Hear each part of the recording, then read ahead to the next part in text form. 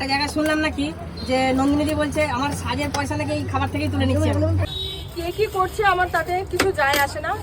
দেখো ভাইরাল হয়েছি নাকি আমি ঠিক জানি না, আমি অতটা মানে বুঝতে পারছি না কি হয়েছে না হয়েছে। তবে আমি যদি এটা আমার ব্যবসা হয়, আমি তো আর লোকের কাছে হাত পেতে বলবো না আমাকে সাজের জিনিসের টাকা দাও, আমাকে এখান থেকেও ম্যানেজ করতে হবে। তো সেটা তো সবাইকে নিজস্ব পার্সোনাল ব্যাপার। উনি ঠিক বলেছে, উনি তো ওনার অন্যজনের কাছে হাত পাতবেন না, উনি ব্যবসা থেকেই তুলবেন পয়সাটা। তো আমিও সেরকম ওনার হয়তো পকেট ফ্রেন্ডলি দামে, হ্যাঁ সেইটা বলতে হবে, পকেট ফ্রেন্ডলি দামে।